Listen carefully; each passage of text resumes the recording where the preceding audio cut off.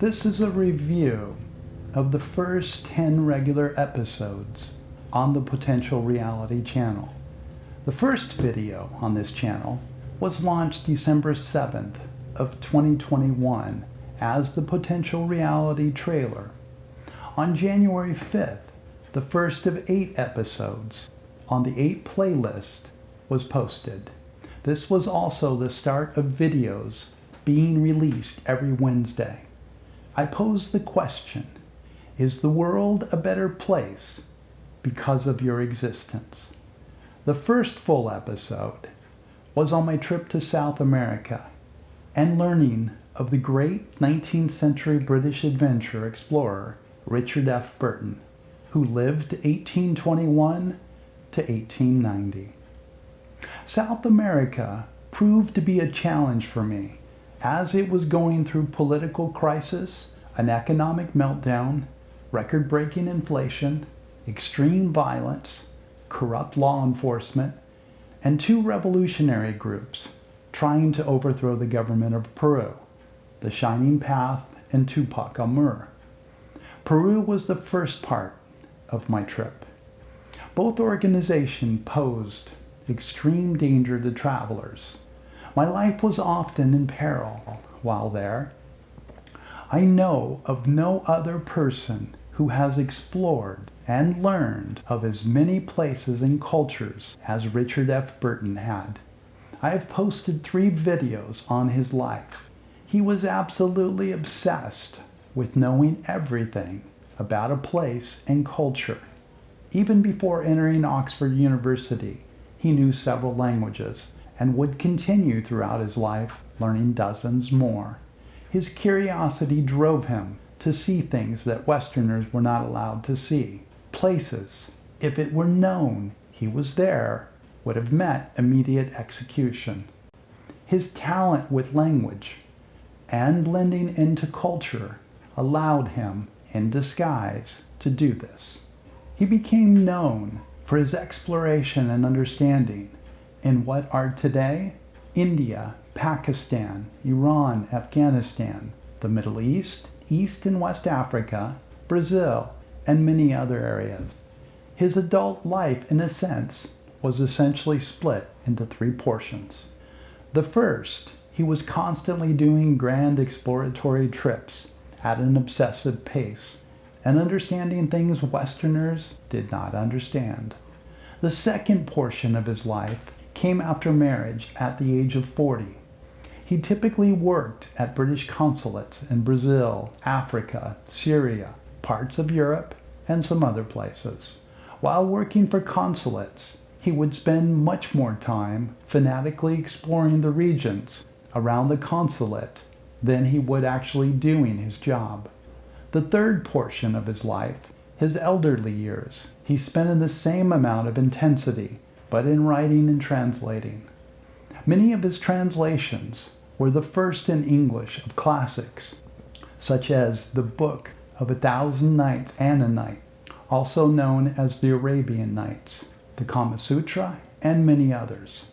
Although I admire and find it fascinating what people like Richard Burton did with their life, a greater interest of mine, and more one for this channel, is in considering how an individual was who they were, to put ourselves in their heads, to learn from such an assessment, to see their perspective and enthusiasm.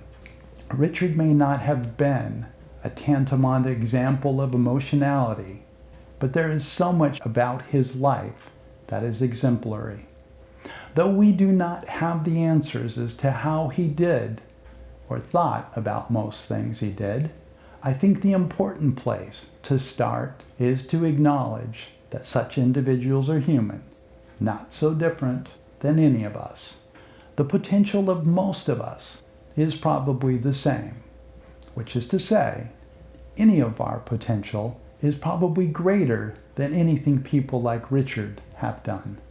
I strongly believe it serves one to ask the questions and seek possible answers, to place oneself inside his head the best we can, and to learn from him, again, the best we can.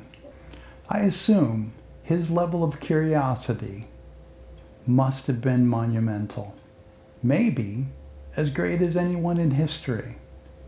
Letting ourselves be curious is one of the most important aspects of being driven. Other questions to ask would be, how did he learn languages?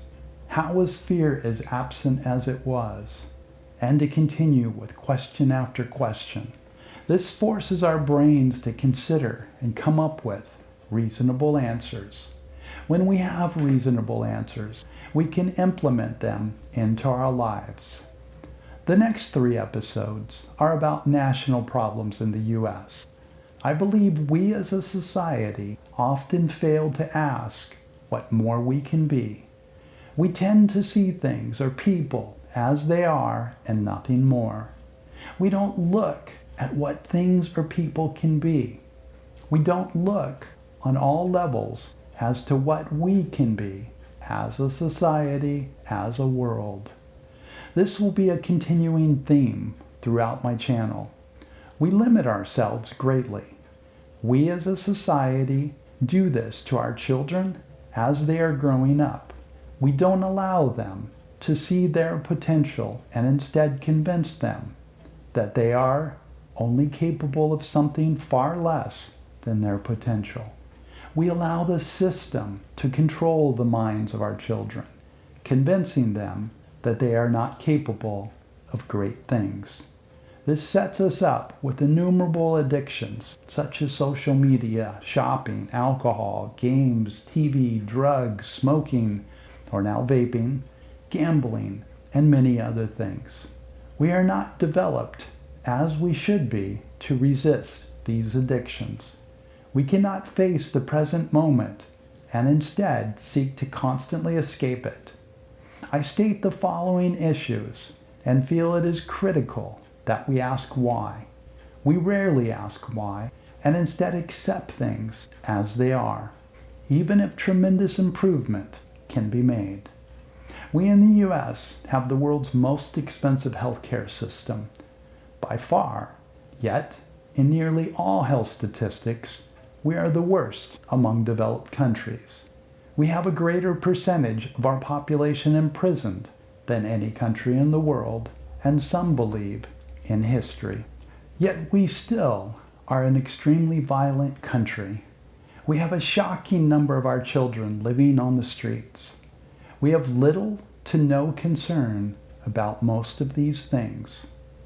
The following 5 episodes have to do with the ancient city of Alexandria. 3 of them are among the first 10. These 3 are reviewed here. The first of the 3, I talk about my fascination with libraries and discovering as a young child the story of the greatest of libraries, that of Alexandria. The city was founded by Alexander the Great, but he never made it back to see the realization of his vision. His vision was for his capital, Alexandria, to be the learning center of the world. His vision was so strong that not only did it result in the learning center of the world, but was a place that never before or since have so many fundamental discoveries been made. Some of mankind's greatest minds in the sciences, mathematics, literature, geography, astronomy, and philosophy were found here. Many of its early scholars had the goal to know everything. Its library may have had up to 1 million books or manuscripts. I believe it is the place in history which came closest to reaching its potential. Yet even it was far from its potential. Its lighthouse was incomparable in history, considered one of the 7 ancient wonders of the world, although a list that China and India were not on. The lighthouse was a skyscraper by today's standards, and its description brings to mind something similar to a modern-day airport control center, which is where the communication systems are found. The first 3 rulers of Alexandria had a passion for the educational development of Alexandria and to carry forward Alexander's vision of it, being the academic center of the world. This was Alexandria's golden age and lasted for 82 years. Its development was so strong that it provided momentum for Alexandria to remain an impressive learning center for hundreds of years. I believe there is a point of no return for civilization in a positive way. When the fundamental structure of society has been figured out, then the system itself can run more or less automatically. This structure would also prevent sociopathic leaders from changing it. And if done correctly, we wouldn't have sociopathic leaders, or even sociopaths at all. The third episode on Alexandria looks at its fall. After the first three Ptolemy rulers, the passion for Alexandria being the learning center of the world did not survive, nor would it return, but as I've said, it remained one of the world's great learning centers for hundreds of years. A shining star among Alexandria's great scholars was Hypatia, very likely the greatest female scholar of all time, and one of the greats without gender consideration.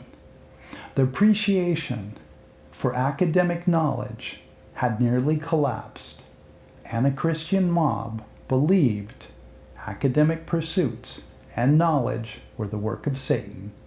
They then tortured and killed Hypatia in one of the most grotesque actions I know of. Such an action could only guarantee a collapse of what was. This also guaranteed the Dark Ages, a time in which Europe fell considerably and would not begin to recover for hundreds of years. There are elements in today's society which are similar to what happened back then. Civilizations again and again and again do not consider how to stop their collapse, and thereby not doing so assures that it will collapse. There is no reason why we cannot continue to grow in understanding, economically, and mindset if we plan for it. The next episode will look at the second set of 10 full episodes as I recap and give additional thoughts. Thank you so much for watching.